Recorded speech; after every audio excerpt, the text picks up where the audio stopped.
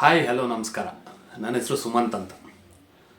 ಬೇರೆ ನನ್ನ travel blog ಚಾನಲ್ಸಲ್ಲಿ ನೀವು ನೋಡಿದರೆ ಗೊತ್ತಿರ್ಬೋದು, ಬಟ್ ನೋಡಿಲ್ಲ ಅಂದರೆ ಇದು ನಾನು ಇನ್ನೊಂದು ಚಾನಲ್ ಸ್ಟಾರ್ಟ್ ಮಾಡಿದ್ದೀನಿ. ಪ್ಯೂರ್ಲಿ ಕ್ರಿಕೆಟ್ ಅಥವಾ ಸ್ಪೋರ್ಟ್ಸ್ ಬಗ್ಗೆ ಮಾತಾಡೋಣ ಅಂತ. ಈ ಚಾನಲ್ ಯಾಕೆ ಶುರು ಮಾಡಿದೆ ಅಂದರೆ ನಾನು ಮುಂಚೆ ಒಂದು ಟೈಮಲ್ಲಿ ಕ್ಲಬ್ ಕ್ರಿಕೆಟ್ ಆಡ್ತಾಯಿದ್ದೆ. ಒಂದು 5-6 ವರ್ಷ ಆಡಿರೋ ಒಂದು ಅನುಭವ ಇದೆ. ಚಿಕ್ಕ ವಯಸ್ಸಿಂದ ಕ್ರಿಕೆಟ್ ನೋಡ್ಕೊಂಡು ಬಂದಿರೋ ಅಂಥದ್ದು, ಅದ್ರ ಬಗ್ಗೆ ತುಂಬ ಆಸಕ್ತಿ ಇರೋವಂಥದ್ದೂ ಇದೆ. ಸೊ ಅದನ್ನು ಯಾಕೆ ಚಾನಲ್ ಮುಖಾಂತರ ಒಂದು ಚಾನಲ್ ತೆಗಿಬಾರ್ದು, ಜನಗಳಿಗೂ ತುಂಬ ಇಂಟ್ರೆಸ್ಟ್ ಇರುತ್ತೆ, ಯಾಕೆ ನಿಮ್ಗಳ ಜೊತೆ ಹಂಚ್ಕೋಬಾರ್ದು, ಈ ಥರ ಎಲ್ಲ ಅನ್ನಿಸ್ತು. ಹಾಗಾಗಿ ತುಂಬ ಯೋಚನೆ ಮಾಡಿದೆ, ಸರಿ ಒಂದು ಚಾನಲ್ ಓಪನ್ ಮಾಡೋಣ, ಒಂದು ಪ್ರಯತ್ನ ಮಾಡೋಣ ಅಂತ ಈ ಚಾನಲ್ ಓಪನ್ ಮಾಡಿದ್ದೀನಿ. ನೋಡಿ ನಿಮ್ಗೆ ಇಷ್ಟ ಆಗುತ್ತೆ ಅಂದ್ಕೊಂಡಿದ್ದೀನಿ. ನೀವು ಭಾಗವಹಿಸಿ, ಕಾಮೆಂಟ್ಸ್ ಮಾಡಿ, ನಿಮ್ಗೇನೇನು ಅಭಿಪ್ರಾಯ ಇದೆ ನೀವು ಹಂಚ್ಕೊಳ್ಳಿ. ಇವತ್ತಿನ ಥಂಬ್ನೇಲ್ ನೀವು ನೋಡಿರ್ತೀರ, ಏನು ಡಿಸ್ಕಷನ್ ಇವತ್ತು ಅಥವಾ ಏನು ಅಜೆಂಡಾ ಅಂದರೆ, ಸ್ವಲ್ಪ ಲೇಟ್ ಆಯಿತು ವಿಡಿಯೋ ಮಾಡೋದು. ನಿನ್ನೆ ತಾನೇ RCB women's team second time WPL ಗೆದ್ದಿದ್ದಾರೆ, ಚಾಂಪಿಯನ್ಸ್ ಆಗಿದ್ದಾರೆ. ನೆಕ್ಸ್ಟ್ ಲೆವೆಲ್ ಚೇಸ್ ಮಾತ್ರ. ಫಸ್ಟ್ ಬ್ಯಾಟಿಂಗ್ ಮಾಡಿದಾಗ DC ಆವಾಗ 204 ಹೊಡೆದ್ರು. ನೋಡ್ತಾ ನೋಡ್ತಾ ಮಧ್ಯ ಒಂದು ಇನ್ನಿಂಗ್ಸ್ ಮುಗಿದಾಗ ಸ್ವಲ್ಪ ಡೌಟ್ ಬಂದಿತ್ತು, ಗೆಲ್ತಾರಾ ಇಲ್ವಾ, ಯಾಕಂದರೆ ಫೈನಲಲ್ಲಿ ಯಾವತ್ತೂ 200 ಮೇಲೆ ಚೇಸ್ ಮಾಡಿರೋವಂಥದ್ದು ಯಾವತ್ತೂ ಆಗಿರಲಿಲ್ಲ, ಮೆನ್ಸಲ್ಲಾಗಲಿ IPL ಅಲ್ಲಾಗಲಿ ಅವ್ರ WPL ಅಲ್ಲಾಗಲಿ. ಆದರೆ ಚೇಸ್ ಸ್ಟಾರ್ಟ್ ಆಗ್ತಾ ಇದ್ದಂಗೆ ಗ್ರೇಸ್ ಹ್ಯಾರಿಸ್ ಅವ್ರ ವಿಕೆಟ್ ಹೋಗುತ್ತೆ, ಫಸ್ಟ್ ವಿಕೆಟ್ 9 ರನ್ ಇದ್ದಾಗ. ಅವಾಗ ಸ್ವಲ್ಪ ಡೌಟ್ ಸ್ಟಾರ್ಟ್ ಆಯಿತು, ಏನು ಹೊಡಿತಾರಾ ಇಲ್ವಾ. ಬಟ್ ಆಮೇಲೆ ಆದಂಥದ್ದು ಏನು ಪಾರ್ಟ್ನರ್ಶಿಪ್ ಇದೆ ಜಾರ್ಜಿಯಾ ವಾಲ್ ಮತ್ತು ಸ್ಮೃತಿ ಮಂದಾನ ಮಧ್ಯ, one of the best partnerships ಅಂತಲೇ ಹೇಳ್ಬೋದು. ಸೊ ಮ್ಯಾಚ್ ಸ್ಟಾರ್ಟ್ಗೆ ಹೋಗೋಣ. ಫಸ್ಟು ಟಾಸ್ ಗೆದ್ದರು RCB, ಬೌಲಿಂಗ್ ಆಯ್ಕೆ ಮಾಡಿಕೊಂಡ್ರು. ಆ ಗ್ರೌಂಡು ವಡೋದ್ರಲ್ಲಿ ನೀವು ನೋಡ್ತಾ ಬಂದರೆ, ಅಥವಾ ಬರೋಡಾ ಅಥವಾ ವಡೋದರ ನೀವು ನೋಡ್ತಾ ಬಂದರೆ, ಯಾರು ಬ್ಯಾಟಿಂಗ್ ಸೆಕೆಂಡ್ ಮಾಡ್ತಾರೋ ಅವ್ರಿಗೇ ಯಾವಾಗಲೂ ಅಪ್ಪರ್ ಹ್ಯಾಂಡ್ ಇರುತ್ತೆ ಅಂತ ಹೇಳ್ಬೋದು. ಸೊ ನಿನ್ನೆನೂ ಅದೇ ಥರನೇ ಆಯಿತು. ಟಾಸ್ ಗೆದ್ದರು, ಬೌಲಿಂಗ್ ತೊಗೊಂಡ್ರು. ಸ್ಟಾರ್ಟಿಂಗ್ ಲಾರೆನ್ ಬೆಲ್ ಅವರು ತುಂಬ ಚೆನ್ನಾಗಿ ಮಾಡಿದ್ರು. 2 ಓವರಲ್ಲಿ ಅವರು 9 ರನ್ ಏನೋ ಕೊಟ್ಟರು, ಮತ್ತು ಸಾಯಲಿ ಅವರು ಫಸ್ಟ್ ಓವರಲ್ಲಿ ಜಾಸ್ತಿ ರನ್ಸ್ ಕೊಡಲಿಲ್ಲ. ಸೊ 3 ಓವರಲ್ಲಿ 9 ರನ್ ಮಾತ್ರ ಆಗಿತ್ತು. ಬಟ್ ಅದಾದಮೇಲಿಂದ ಸ್ಟಾರ್ಟ್ ಆಯಿತು DC ಬ್ಯಾಟಿಂಗ್ ಪ್ರದರ್ಶನ ತೋರ್ಸೋಕ್ಕೆ ಜಾಸ್ತಿ ಆಗ್ತಾ ಆಗ್ತಾ ಆಗ್ತಾ ಆಗ್ತಾ ರನ್ಸು ಬರೋಕ್ಕೆ ಶುರು ಆಯಿತು. ನಿನ್ನೆದ ಮ್ಯಾಚಲ್ಲಿ DC ಆಡುವಾಗ ನೋಡಿ, ಫಸ್ಟ್ಗೆ ಬ್ಯಾಟಿಂಗ್ ಆಯ್ಕೊಳ್ತಾರೆ, ಬ್ಯಾಟಿಂಗ್ ಆರಿಸ್ಕೋತಾರೆ ಲಿಜೆಲ್ಲಿ ಅವರು. ಇಡೀ ಸೀಸನಲ್ಲೇ ಒಂದು ಒಳ್ಳೆ ಸ್ಟಾರ್ಟ್ ಕೊಟ್ಟಿರೋವಂಥ ಲಿಜೆಲ್ಲಿ ನೆನ್ನೆನೂ 30 ಬಾಲ್ಗೆ 37, ಶಫಾಲಿ ವರ್ಮಾ 20 ಹೊಡಿತಾರೆ. ಲಾರಾ ವುಲ್ವಾರ್ಟ್, ನಂಗೆ ತುಂಬ ಇಷ್ಟ ಆಗಿರೋವಂಥ ಪ್ಲೇಯರ್ ಅಂದರೆ ಲಾರಾ ವುಲ್ವಾರ್ಟ್. ನೀವು ವರ್ಲ್ಡ್ ಕಪ್ಪಲ್ಲಿ ಅವ್ರನ್ನ ಫಾಲೋ ಮಾಡಿದರೆ, ಸೆಮಿಫೈನಲ್ ಮತ್ತು ಫೈನಲಲ್ಲಿ 100 ಹೊಡೆದಂಥ ಆಟಗಾರ್ತಿ. ತುಂಬಾ ಟ್ಯಾಲೆಂಟ್ ಇರೋವಂಥ ಆಟಗಾರ್ತಿ. ಸೌತ್ ಆಫ್ರಿಕಾದ ಕ್ಯಾಪ್ಟನ್ ಅವರು. ಸೊ ನೆಕ್ಸ್ಟ್ 1 ಡೌನ್ ಅವ್ರು ಬಂದರು, ಅವರು 25 ಬಾಲ್ಗೆ 44 ರನ್ ಹೊಡೆದ್ರು. ಆಮೇಲೆ ಜೆಮಿಮಾ ರಾಡ್ರಿಗ್ಸ್. ವರ್ಲ್ಡ್ ಕಪ್ಪಲ್ಲಿ ನಮಗೆ ವರ್ಲ್ಡ್ ಕಪ್ ಬರೋದಕ್ಕೆ ಒಂದು ಏನು ಹೇಳ್ತಾರೆ, ಮುಖ್ಯ ಕಾರಣನೇ ಅವ್ರು ಆಡಿದಂಥ ಇನ್ನಿಂಗ್ಸ್ ಸೆಮಿಫೈನಲಲ್ಲಿ. ಆ ಕಾರಣ ಆಗಿ ನಾವು ಅದೇ ಕಾರಣದಿಂದ ಫೈನಲ್ಸ್ಗೆ ಎಂಟ್ರಿ ಆದ್ವಿ. ಅಲ್ಲಿಂದ ಮತ್ತೆ ನೆಕ್ಸ್ಟ್ ಬೇರೆ ಪರ್ಫಾರ್ಮೆನ್ಸ್ ಎಲ್ಲ ಆಗಿ ಫೈನಲ್ಸಲ್ಲಿನೂ ಭಾರತ ವರ್ಲ್ಡ್ ಕಪ್ ಗೆದ್ದಿದ್ದು ನೀವು ನೋಡೇ ಇದ್ದೀರಾ, ಗೊತ್ತೇ ಇದೆ. ಸೊ ಅವರು ಇಲ್ಲಿ ಬಂದು 57 ಹೊಡೆದ್ರು. ಇವಾಗಲೂ ನಾನೇನು ನೋಡ್ತಾ ಇದ್ದೀನಿ ಅಂದರೆ, ಅಂಡರ್-19 ವರ್ಲ್ಡ್ ಕಪ್ ನೋಡ್ತಾ ಇದ್ದೀನಿ. ನೋಡಿ, ಅಂಡರ್-19 ವರ್ಲ್ಡ್ ಕಪ್ ನೋಡ್ತಾ ಇದ್ದೀನಿ.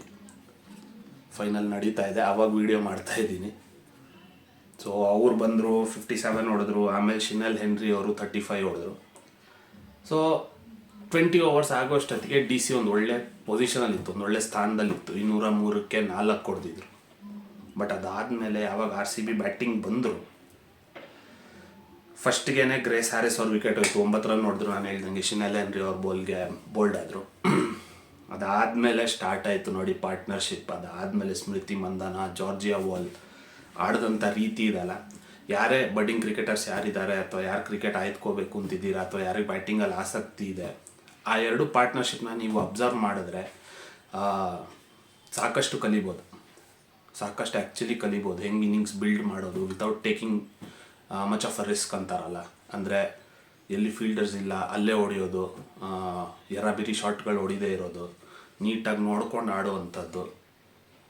ಆ ಇನ್ನಿಂಗ್ಸ್ ಅವರಿಬ್ಬರು ಕನ್ಸ್ಟ್ರಕ್ಟ್ ಮಾಡಿದಂಥ ಇನ್ನಿಂಗ್ಸ್ ನೋಡಿದ್ರೆ ನೀವು ಸಾಕಷ್ಟು ಕಲಿಬೋದು. ನೋಡಿ, ಜಾರ್ಜಿಯಾ ವಾಲರ್ 79 ಹೊಡೆದ್ರು 54 ಬಾಲ್ಗೆ, ಬಟ್ ಒಂದೇ ಒಂದು 6 ಇಲ್ಲ ಅದರಲ್ಲಿ, 14 ಬೌಂಡ್ರಿ. ಆದಷ್ಟು ಅವ್ರ ಗ್ಯಾಪ್ಸಲ್ಲಿ ಕವರ್ಸ್ ಆಗಿರ್ಬೋದು, ಅಥವಾ ಈ ಕಡೆ ಮಿಡ್ ವಿಕೆಟ್ ಆಗಿರ್ಬೋದು, ಅಥವಾ ಬಿಹೈಂಡ್ ಕೀಪರ್ ತಲೆ ಮೇಲಿಂದ ಹೊಡೆಯೋದಾಗಿರ್ಬೋದು. ಅದೇ ನಾನು ಹೇಳ್ದಂಗೆ ಫೀಲ್ಡರ್ಸ್ ಎಲ್ಲಿಲ್ಲ ಅದರದ್ದು ಮೈಂಡ್ಸೆಟ್ ನಿಮಗೆ ಆಡುವಾಗಲೇ ಅದು ನೀವು ನೋಡಿಕೊಂಡು ಎಲ್ಲೆಲ್ಲಿ ಯಾವ ಥರ ಫೀಲ್ಡ್ ಪ್ಲೇಸಿಂಗ್ ಹೆಂಗಿದೆ, ಆ ಗ್ಯಾಪ್ಸ್ ಎಲ್ಲಿದೆ, ಸಿಂಗಲ್ಸು ಡಬಲ್ಸು ಇದ್ರ ಮೇಲೆ ಕಾನ್ಸಂಟ್ರೇಟ್ ಮಾಡ್ಕೊಂಡು ಆಡ್ತಾ ಹೋಯ್ತು ಅಂದರೆ ಇದೇ ಥರ ಇನ್ನಿಂಗ್ಸ್ ಬಿಲ್ಡ್ ಮಾಡ್ಬೋದು. ಅದನ್ನೇ ಮಾಡಿದವರು. ಬಟ್ ಇನ್ನೊಂದು ಕಡೆ ಸ್ಮೃತಿ ಮಂದನ ನೋಡೋಕ್ಕೆ ಹೋದರೆ 41 ಬಾಲಿಗೆ 87 ರನ್, 200 ಮೇಲ್ಗಡೆ ಸ್ಟ್ರೈಕ್ ರೇಟಲ್ಲಿ ಆಡಿದಂಥ ಇನ್ನಿಂಗ್ಸ್, ಅದು ಫೈನಲಲ್ಲಿ ನೋಡುವಾಗ ನಿಜವಾಗ್ಲೂ ಟೆನ್ಷನ್ ಆಗಿತ್ತು ಒಂದು ಟೈಮಲ್ಲಿ. ಯಾವಾಗ ಜಾರ್ಜಿಯಾ ವಾಲರ್ ಔಟ್ ಆದರು, ಅದಾದಮೇಲೆ ಸ್ಮೃತಿ ಮಂದನೂ ಔಟ್ ಆದರು. ಅದಾದಮೇಲೆ ರಿಚ್ ಘೋಷ್ ಬಂದರು, ಒಂದು 4 ಹೊಡೆದ್ರು. ಬಟ್ ಇಮಿಡಿಯೇಟಾಗಿ ಅವ್ರ ವಿಕೆಟ್ ಹೋದಾಗ ಆ್ಯಕ್ಚುಲಿ ತುಂಬ ಟೆನ್ಷನ್ ಆಗಿತ್ತು. 4 ಬಾಲಿಗೆ 8 ರನ್ ಬೇಕಿತ್ತು. ಅದಕ್ಕೂ ಮುಂಚೆ ರಾಧಾ ಯಾದವ್ ಅವರು ಬಂದಿದ್ದರು ಫೈನಲ್ ಸೆಕೆಂಡ್ ಲಾಸ್ಟ್ ಓವರಲ್ಲಿ. ಫಸ್ಟ್ ಬಾಲ್ ಅವ್ರು ಆಡುವಾಗ ಕ್ಯಾಚ್ ಮಿಸ್ ಆಯಿತು, ಮಿನ್ನು ಮಣಿ ಅವ್ರು ಕ್ಯಾಚ್ ಬಿಟ್ಟರು. ಸೊ ಅಲ್ಲಿಂದ ಒಂಥರ ಏನು ಹೇಳ್ತಾರೆ, RCB ಯಾವಾಗಲೂ ಫೇಮಸ್ ಅಂತಾರಲ್ಲ, ಬಾಯಿಗೆ ಬರ್ಸಿ ಗೆಲ್ಲೋದು ಅಂತ. ಆ್ಯಕ್ಚುಲಿ ಬಾಯಿಗೆ ಬಂದಿತ್ತು. ಬಟ್ ಅದಾದಮೇಲೆ 4 ಬಾಲಿಗೆ 8 ರನ್ ಬೇಕಿರುತ್ತೆ, ಒಂದು 4 ಬರುತ್ತೆ, ಸ್ವಲ್ಪ ಪ್ರೆಷರ್ ಕಮ್ಮಿ ಆಗುತ್ತೆ RCBಗೆ. ಬಟ್ ಅದಾದಮೇಲೆ 3 ಬಾಲ್ 4 ರನ್ ಬೇಕಿದ್ದಾಗ ಮತ್ತೆ 4 ಹೊಡಿತಾರೆ, ಬಟ್ ಸ್ಟಂಪ್ಸ್ ಬೀಳುತ್ತೆ. ಸ್ಟಂಪ್ಸ್ಗೆ ಅವಾಗೆಲ್ಲರೂ ಅಂದ್ಕೊಂಡ್ರು ಹಿಟ್ ವಿಕೆಟ್ ಏನಿದು ಅಂತ ಸೆಲಿಬ್ರೇಟ್ ಮಾಡೋಕ್ಕೂ ನಿಮಗೆ ಫುಲ್ಲು ಕಾದು ನೋಡೋಣ, ಸೆಲಿಬ್ರೇಷನ್ ಮಾಡೋದಕ್ಕಿಂತ ಮುಂಚೆ ಅನ್ನೋ ಅಷ್ಟರಲ್ಲಿ ಡಿಸಿಷನ್ ಬರುತ್ತೆ ದಟ್ ಅದು ಇಲ್ಲ, ಕೀಪರ್ ಕೈಯಿಂದ ತಗಲಿರೋದು ಅಂತ. ಆಮೇಲೆ ಅದನ್ನು ಹೈಲೈಟ್ಸಲ್ಲಿ ಆಮೇಲೆ ರೀಪ್ಲೇಲಿ ತೋರಿಸಿದ್ರು. ಆವಾಗಲೇ ಇಮಿಡಿಯೇಟಾಗಿ ತೋರಿಸಲಿಲ್ಲ, ಬಟ್ ಆಮೇಲೆ ತೋರಿಸಿದ್ರು. ಕೀಪರ್ ಕೈಯಿಂದ, ಲಿಜೆಲ್ಲಿ ಕೈಯಿಂದ ಅದು ಟಚ್ ಆಗಿ ಬಿದ್ದಂಥ ಬೇಲ್ಸ್ ಅದು. ಅಲ್ಲಿಗೆ ಒಂದು ಸಮಾಧಾನ ಆಯಿತು. ಗೆದ್ದರು. 2ನೇ ಸಲ WPL ಪ್ರಶಸ್ತಿನ ಗೆದ್ದಿರುವಂಥದ್ದು RCB ತಂಡ. 2008ರಲ್ಲಿ ಸ್ಟಾರ್ಟ್ ಆಗಿದೆ IPL. 2024ವರೆಗೂ ಒಂದೇ ಒಂದು ಟ್ರೋಫಿ ಇರಲಿಲ್ಲ. ಬಟ್ ಇವಾಗ 2 ವರ್ಷದಲ್ಲೇ 2 WPL ತಂಡ, 1 IPL, 2 WPL trophy, 1 IPL trophy ಗೆದ್ದಿರುವಂಥ ಏಕೈಕ ತಂಡ RCB. ಏಕೈಕ ತಂಡ ಯಾಕೆ ಅಂದರೆ IPL ನಮ್ಮ ಹತ್ರನೇ ಇದೆ, WPL ಟ್ರೋಫಿನೂ ನಮ್ಮ ಹತ್ರನೇ ಇದೆ. ಮುಂಚೆ ಯಾವುದೇ ಬೇರೆ ತಂಡ ಈ ಥರ ಆಗಿರಲಿಲ್ಲ. 2 IPL ಆಗಲಿ WPL ಆಗಲಿ ಒಂದೇ ತಂಡ ಇಟ್ಕೊಂಡಿರೋವಂಥದ್ದು ಯಾವತ್ತೂ ಇರಲಿಲ್ಲ. ಸೊ ಇದೇ ಮೊದಲನೇ ಬಾರಿಗೆ ಈ ಥರದ್ದು ಆಗಿರೋವಂಥದ್ದು. ಸೊ ಇನ್ನು IPL ಸ್ಟಾರ್ಟ್ ಆಗುತ್ತೆ, ಅದಕ್ಕೂ ಮೆನ್ಸ್ ಟೀಮ್ ಸ್ಟ್ರಾಂಗ್ ಇದೆ, ಗೆಲ್ಲಿ ಅಂತ ಅದಕ್ಕೂ ಹಾರೈಸೋಣ, ವಿಶ್ ಮಾಡೋಣ. ಬಟ್ ಇವಾಗಕ್ಕೆ RCB ವಿಮೆನ್ಸ್ ಟೀಮ್ಗೆ ಬಿಗ್ ಕಂಗ್ರ್ಯಾಚುಲೇಷನ್ಸ್, ಗೆದ್ದಿರೋ ಅಂಥದ್ದು 2ನೇ ಸಲ. ಇನ್ನೊಂದು ಕಡೆ ನೋಡ್ತು ಅಂದರೆ DC ಅವ್ರು ನೋಡಿದ್ರೆ ಬೇಜಾರು ಆಗುತ್ತೆ. 4 ಸಲ ಫೈನಲ್ಸ್ ಬಂದಿದ್ದಾರೆ. ಯಾವಾಗ WPL ಸ್ಟಾರ್ಟ್ ಆಯಿತು, ಇದು 4th ಸೀಸನ್ ಇದು. 4 ಸಲಿನೂ ಫೈನಲ್ಸಲ್ಲಿ ಸೋತಿರೋವಂಥದ್ದು. 2 ಸಲ ಮುಂಬೈ ಮೇಲೆ, 2 ಸಲ RCB ಮೇಲೆ. ಬಟ್ ನಿನ್ನೆ ಅವ್ರು ಆಡಿದಂಥ ರೀತಿ ತುಂಬಾ ಏನು ಹೇಳ್ತಾರೆ, ಅದ್ಭುತವಾಗಿ ಆಡ್ದಂಥ ಮ್ಯಾಚ್. ಬಟ್ ಫೈನಲ್ಸಲ್ಲಿ ಅದೇ ಬೌಲಿಂಗ್ ನಿಮ್ದು ಕಂಟ್ರೋಲ್ ಇಲ್ಲ ಅಂದರೆ ಏನೂ ಮಾಡೋಕ್ಕಾಗಲ್ಲ. ಅದು ಜಾರ್ಜಿಯಾ ವಾಲರ್, ಸ್ಮೃತಿ ಮಂದನ ಆಡಿದ ರೀತಿ ನೋಡಿದ್ರೆ RCB ಡಾಮಿನೇಟ್ ಮಾಡಿಕೊಂಡೇ ಹೋಯಿತು. ಬಟ್ ಲಾಸ್ಟಲ್ಲಿ ಅವ್ರಿಗೆ ಚಾನ್ಸ್ ಇತ್ತು. ಮೋಸ್ಟ್ಲಿ ರಾಧಾ ಯಾದವ್ ಕ್ಯಾಚ್ ಹಿಡಿದಿದ್ರೆ ಮೇ ಬಿ ಚಾನ್ಸ್ ಇತ್ತೇನೋ ಅವ್ರಿಗೆ. ಬಿಕಾಸ್ ಇನ್ನೊಂದು ಕಡೆ ಇನ್ನೂ ನಡೀನ್ ಡಿಕ್ಲರ್ಕ್ ಇದ್ದಿದ್ದರಿಂದ ಹೇಳೋಕ್ಕಾಗಲ್ಲ. ಸೊ RCBಗೆ ಕಂಗ್ರ್ಯಾಚುಲೇಷನ್ಸ್ ಅಂತ ಹೇಳ್ತಾ, ಈಗ ನಮ್ಮ ನೆಕ್ಸ್ಟ್ ಫೋಕಸ್ ಏನು ಅಂತಂದರೆ, ಮೇಯ್ನ್ ಮಾತಾಡಬೇಕಾಗಿರುವಂಥದ್ದು ಏನು ಅಂತಂದರೆ, ನಾಳೆಯಿಂದ ICC T20 world cup start ಆಗ್ತಾ ಇದೆ. 20 ಟೀಮ್ಸ್, ಮೊದಲನೇ ಬಾರಿಗೆ 20 ಟೀಮ್ಸ್ಗೆ ಚಾನ್ಸ್ ಸಿಕ್ಕಿದೆ ಆಡೋದಕ್ಕೆ. 20 ಟೀಮಲ್ಲಿ ಯಾವ್ಯಾವ ಗ್ರೂಪ್ ಇದೆ ಅಂತ ಫಸ್ಟ್ ನಿಮ್ಗೆ ಹೇಳ್ಬಿಡ್ತೀನಿ. ನೋಡಿ, 4 ಗ್ರೂಪ್ ಇದೆ. ಒಂದೊಂದು ಗ್ರೂಪಲ್ಲಿ 5 ಟೀಮ್ಸ್ ಇದೆ. ಸೊ ಗ್ರೂಪ್ ಎ ಬಂದು Namibia, Netherlands, USA, India, Pakistan ಆಡಲ್ಲ ಅಂತ ಕೂತಿದ್ದಾರೆ ನಮ್ಮ ಜೊತೆ. ನೋಡೋಣ ಅದೇನು ಕತೆ ಆಗುತ್ತೋ, ಅದು ಆ ಡೇಟ್ ಬಂದಾಗ ನೋಡೋಣ. ಗ್ರೂಪ್ ಬಿ ಒಂದು ಒಮಾನ್ ಇದೆ, ಐರ್ಲ್ಯಾಂಡ್ ಇದೆ, ಜಿಂಬಾಬ್ವೆ ಇದೆ, ಶ್ರೀಲಂಕಾ, ಆಸ್ಟ್ರೇಲಿಯಾ ಇದೆ. 2 ಸ್ಟ್ರಾಂಗ್ ಟೀಮ್ ಇದೆ. ಸೊ ಒಂದು ಮ್ಯಾಚ್ ಅದರಲ್ಲಿ ಶ್ರೀಲಂಕಾ ಆಸ್ಟ್ರೇಲಿಯಾ ಆಗುತ್ತೆ. ಅದು ಇಂಟ್ರೆಸ್ಟಿಂಗ್ ಇರುತ್ತೆ ನೋಡೋಕ್ಕೆ. 3ನೇ ಗ್ರೂಪ್ ಬಂದು ಇಟಲಿ, ಫಸ್ಟ್ ಟೈಮ್ ಆಡ್ತಾ ಇರೋವಂಥ ಇಟಲಿ. ನೇಪಾಳು ಅಷ್ಟೇ, ಅವ್ರಿಗೂ ಆಡೋಕ್ಕೆ ಮೊದಲನೇ ಸಾರಿ ಚಾನ್ಸ್ ಸಿಕ್ಕಿರುವಂಥದ್ದು. ಸ್ಕಾಟ್ಲ್ಯಾಂಡ್ ಇದೆ, ವೆಸ್ಟ್ ಇಂಡೀಸ್ ಮತ್ತು ಇಂಗ್ಲೆಂಡ್ ಒಂದೇ ಗ್ರೂಪಲ್ಲಿದೆ. ಗ್ರೂಪ್ ಸಿ ಇದು. ಮತ್ತು ಗ್ರೂಪ್ ಡಿ ನೀವು ಬಂದರೆ ಅಫ್ಘಾನಿಸ್ತಾನ ಇದೆ, ಕೆನಡಾ ಇದೆ, New Zealand, south Africa, UAE. So ನೀವು ಎಲ್ಲ ಗ್ರೂಪ್ಸಲ್ಲೂ ನೋಡೋಕೆ ಹೋದರೆ 3 ಮಿನೋಸ್ನ ಹಾಕಿದ್ದಾರೆ. ಮಿನೋಸ್ ಅಂತಂದರೆ ಯಾರು ರೆಗ್ಯುಲರಾಗಿ ಸ್ಟ್ರಾಂಗ್ ಟೀಮ್ಸ್ ಮೇಲೆ ಆಡಲ್ಲ, ಲೋವರ್ ರ್ಯಾಂಕಿಂಗ್ ಇದೆ, ಅವ್ರಿಗೆ ಮಿನೋಸ್ ಅಂತಾರೆ. ಅದು ಬಿಟ್ಟು 2 ಸ್ಟ್ರಾಂಗ್ ಟೀಮ್ಸ್ ಒಂದು ಗ್ರೂಪಲ್ಲಿ ಹಾಕಿದ್ದಾರೆ. ಸೊ ಗ್ರೂಪ್ ಡಿ ಬಂತು ಅಂದರೆ ನ್ಯೂಜಿಲೆಂಡ್, ಸೌತ್ ಆಫ್ರಿಕಾ ಇದೆ. ಗ್ರೂಪ್ ಸಿ ಅಲ್ಲಿ ವೆಸ್ಟ್ ಇಂಡೀಸ್, ಇಂಗ್ಲೆಂಡ್ ಇದೆ. ಗ್ರೂಪ್ ಬಿ ಅಲ್ಲಿ ಶ್ರೀಲಂಕಾ, ಆಸ್ಟ್ರೇಲಿಯಾ ಇದೆ. ಗ್ರೂಪ್ ಎಲ್ಲಿ ಇಂಡಿಯಾ, ಪಾಕಿಸ್ತಾನ ಇದೆ. ಆ್ಯಂಡ್ ಅಫ್ಕೋರ್ಸ್ ಪಾಕಿಸ್ತಾನ್ ಇನ್ನೂ ನಾವು ಆಡ್ತೀವ ಇಲ್ವಾ ಅಂತ ಗೊತ್ತಿಲ್ಲ ಅಂತ ಹೇಳ್ತಾ ಇದ್ದಾರೆ. ಅವ್ರದ್ದು ಕಿರಿಕಿರಿ ಇದೆ. ಬಟ್ ಇವತ್ತು ನಾಳೆದು ಫಸ್ಟ್ ಡೇ ಫಿಕ್ಸ್ಚರ್ಸ್ ನೋಡ್ತು ಅಂತಂದರೆ ಇಂಡಿಯಾದು ಫಸ್ಟ್ ಮ್ಯಾಚ್ ಅಲ್ಲ. ಯಾರ್ದು ಫಸ್ಟ್ ಮ್ಯಾಚು ಅಂತಂದರೆ ಪಾಕಿಸ್ತಾನ್ ಮತ್ತು ನೆದರ್ಲ್ಯಾಂಡ್ಸ್ ಓಪನಿಂಗ್ ಮ್ಯಾಚ್. ಅದಿರೋದು ಭಾರತೀಯ ಕಾಲಮಾನದ ಪ್ರಕಾರ ಬೆಳಗ್ಗೆ 11 ಗಂಟೆಗೆ ಸ್ಟಾರ್ಟ್ ಆಗುತ್ತೆ ಫಸ್ಟ್ ಮ್ಯಾಚ್. ದಿನಕ್ಕೆ 3 ಮ್ಯಾಚ್ ಇದೆ ಫಸ್ಟ್ ಗ್ರೂಪಲ್ಲಿ. ನಿಮಗೆ ಫಸ್ಟ್ ಗ್ರೂಪ್ ಸ್ಟೇಜ್ ಆಗುವಾಗ 3 ಮ್ಯಾಚ್ ಇದೆ. ಒಂದು 11 ಗಂಟೆಗೆ, ಒಂದು 3 ಗಂಟೆಗೆ, ಮತ್ತು ಇನ್ನೊಂದು 7 ಗಂಟೆಗೆ. ಸೊ 11 ಗಂಟೆಗೆ ಬಂದು ಪಾಕಿಸ್ತಾನ್ ನೆದರ್ಲ್ಯಾಂಡ್ಸ್ ಇದೆ. 2ನೇ ಮ್ಯಾಚ್ ನಾಳೆ ಬಂದು ವೆಸ್ಟ್ ಇಂಡೀಸ್, ಸ್ಕಾಟ್ಲೆಂಡ್ ಇದೆ. ಎಷ್ಟು ಜನ ಅದನ್ನು ನೋಡ್ತಾರೆ ನೋಡಲ್ಲ ಗೊತ್ತಿಲ್ಲ ನನಗೆ. 3ನೇದು ಅಷ್ಟೇ, ಇಂಡಿಯಾ, USA. ಬಟ್ USA ಅಂತ ಲೈಟಾಗಿ ತೊಗೊಳಕ್ಕಾಗಲ್ಲ. ಏನಕ್ಕೆ ಅಂತಂದರೆ ನಾವು ರೀಸೆಂಟಾಗಿ ಪ್ರಾಕ್ಟೀಸ್ ಮ್ಯಾಚ್ ನೋಡಿದ್ವಿ ಇಂಡಿಯಾ ಎ ಮೇಲೆ. ಆ್ಯಂಡ್ ನೆನ್ನೆನವ್ರು ನ್ಯೂಜಿಲೆಂಡ್ ಮೇಲೋ ಸೌತ್ ಆಫ್ರಿಕಾ ಮೇಲೋ ಆಡಿದ್ರು. ಐ ಥಿಂಕ್ ನ್ಯೂಜಿಲೆಂಡ್ ಮೇಲೆ, ಅವ್ರ ಮೇಲೂ 200 ಹೊಡೆದಿದ್ದಾರೆ ಅವರು. ಹೆಸರಿಗೆ USA, ಬಟ್ ಇಂಡಿಯಾ ಎ ಅಥವಾ ಇಂಡಿಯಾ ಬಿ ಟೀಮ್ ಅಂತ ಹೇಳ್ಬೋದು ನೀವು. ಯಾಕಂದ್ರೆ 11ರಲ್ಲಿ 8 ಅಥವಾ 9 ಜನ ಇಂಡಿಯಾದವರೇ ಇದ್ದಾರೆ ಅದರಲ್ಲಿ. ಸೊ ನಾಳೆ ಫಸ್ಟ್ ಮ್ಯಾಚ್ ಇಂಡಿಯಾದ ಬಂದು USA ಮೇಲೆ ಮುಂಬೈಯಲ್ಲಿ ನಡೀತಾ ಇರುವಂಥ ಮ್ಯಾಚ್. ಮುಂಬೈ ನಿಮಗೆ ಗೊತ್ತೇ ಇದೆ, ಮೊನ್ನೆ ಪ್ರಾಕ್ಟೀಸ್ ಮ್ಯಾಚ್ ಆಗಿದ್ದಂಥದ್ದು DY ಪಾಟೀಲ್ ಸ್ಟೇಡಿಯಮಲ್ಲಿ ಸೌತ್ ಆಫ್ರಿಕಾ ಮೇಲೆ. ಬಟ್ ಇದು ವಾಂಖೇಡೆಯಲ್ಲಿ. But almost wicket conditions, temperature, weather almost ಸೇಮೇ ಇರುತ್ತೆ. ಒಳ್ಳೆ ಬ್ಯಾಟಿಂಗ್ ವಿಕೆಟು, ಚಿಕ್ಕ ಗ್ರೌಂಡು, ಬೆಂಗಳೂರು ಥರನೇ ಹೊಡೆದ್ರೆ ಟ್ರಾವೆಲ್ ಆಗುತ್ತೆ ಬಾಲು. ಇಂಡಿಯಾದ ಈ ಸಲ ಟೀಮ್ ನೋಡ್ತು ಅಂದ್ರೂ ನೀವು ನೋಡ್ಬೋದು. ಇವಾಗ ರೀಸೆಂಟಾಗಿ ಸಂಜು ಸ್ಯಾಮ್ಸನ್ ಅವ್ರ ಮೇಲೇ ಇರೋವಂಥದ್ದು ಕ್ವೆಶ್ಚನ್ ಮಾರ್ಕ್. ಏನಕ್ಕೆ ಅಂತಂದರೆ ಅವ್ರಿಗಾದಷ್ಟು ಸಾಕಷ್ಟು ಚಾನ್ಸ್ ಕೊಟ್ಟರು. ಮೊನ್ನೆ ನ್ಯೂಜಿಲೆಂಡ್ ಮೇಲೇನೂ ಅಷ್ಟೇ 5 ಮ್ಯಾಚು ಆಡಿದ್ರು ಓಪನಿಂಗು. ಬಟ್ ಅಂತ ಏನು ಪ್ರದರ್ಶನ ಬರಲಿಲ್ಲ. ಇಶಾನ್ ಕಿಶನ್ ಅವ್ರು ಇನ್ನೊಂದು ಕಡೆ ನೋಡಿದ್ರೆ ಭರ್ಜರಿ ಪ್ರದರ್ಶನ ಇತ್ತು, 100 ಹೊಡೆದ್ರು ನ್ಯೂಜಿಲೆಂಡ್ ಮೇಲೆ. ಸೊ ಸಂಜು ಸ್ಯಾಮ್ಸನ್ ಅವ್ರಿಗೆ ಫೈನಲ್ 11ಅಲ್ಲಿ ಚಾನ್ಸ್ ಸಿಗುತ್ತಾ ಇಲ್ವಾ ಅನ್ನೋದೇ ಇವಾಗ ದೊಡ್ಡ ಪ್ರಶ್ನೆ. ನನ್ನ ಪ್ರಕಾರ ನೋಡೋಕೆ ಹೋದರೆ ಮೋಸ್ಟ್ಲಿ ಇಶಾನ್ ಕಿಶನ್ ಅವ್ರು ಬರ್ತಾರೆ ಓಪನಿಂಗಿಗೆ ಅಭಿಷೇಕ್ ಶರ್ಮಾ ಜೊತೆ. ಅದಾದಮೇಲೆ 1 ಡೌನ್ ತಿಲಕ್ ವರ್ಮಾ. ಆಮೇಲೆ ಹಂಗೆ ಬ್ಯಾಟಿಂಗ್ ಆರ್ಡ್ರ್ ಏನಿದೆ ಸೂರ್ಯಕುಮಾರ್ ಯಾದವ್, ಶಿವಮ್ ದುಬೆ, ಹಾರ್ದಿಕ್ ಪಾಂಡ್ಯ, ಹೀಗೆ ಫಾಲೋ ಆಗುತ್ತೆ.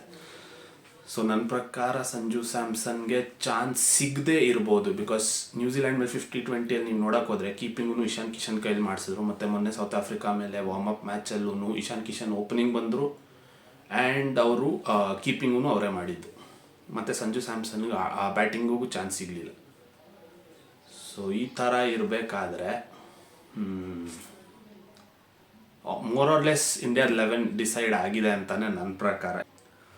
ನೋಡಿ, ಇಂಡಿಯಾದು ಸ್ಕ್ವಾಡ್ ಯಾರ್ಯಾರು ಗೊತ್ತಿಲ್ಲ, ನಿಮ್ಗೆ ಆಲ್ರೆಡಿ ಎಷ್ಟು ಜನ ಗೊತ್ತಿರುತ್ತೆ, ಎಲ್ಲ ಫಾಲೋ ಮಾಡ್ತಾ ಇರ್ತೀರ. ಬಟ್ ಆದರೂ ಹೇಳ್ಬಿಡ್ತೀನಿ. ಸೂರ್ಯಕುಮಾರ್ ಯಾದವ್ ಬಂದು ಕ್ಯಾಪ್ಟನ್ನು, ತಿಲಕ್ ವರ್ಮಾ, ರಿಂಕು ಸಿಂಗ್ ಇದ್ದಾರೆ, ಅಭಿಷೇಕ್ ಶರ್ಮಾ, ಹಾರ್ದಿಕ್ ಪಾಂಡ್ಯ, ಶಿವಮ್ ದುಬೆ, ಅಕ್ಷರ್ ಪಟೇಲು, ವಾಷಿಂಗ್ಟನ್ ಸುಂದರ್. ಇನ್ನೂ ಅವ್ರ ಫಿಟ್ನೆಸ್ ಇನ್ನೂ ಕನ್ಫರ್ಮ್ ಆಗಿಲ್ಲ, ಫುಲ್ ಫಿಟ್ ಇದ್ದಾರೆ ಏನು ಅಂತ. ಬಟ್ BCCI ಇನ್ನೂ ಯಾವುದೂ ರಿಪ್ಲೇಸ್ಮೆಂಟ್ ಏನು ಅನೌನ್ಸ್ ಮಾಡಿಲ್ಲ, ಕಾದು ನೋಡ್ತೀವಿ ಅಂತ ಹೇಳಿದ್ದಾರೆ.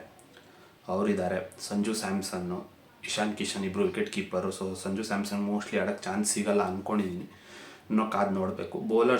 ಬೌಲಿಂಗ್ ಡಿಪಾರ್ಟ್ಮೆಂಟಿಗೆ ಬಂದರೆ ಹರ್ಷಿತ್ ರಾಣಾ, ಜಸ್ಪ್ರೀತ್ ಬುಮ್ರಾ, ವರುಣ್ ಚಕ್ರವರ್ತಿ, ಕುಲ್ದೀಪ್ ಯಾದವ್, ಹರ್ಷದೀಪ್ ಸಿಂಗ್.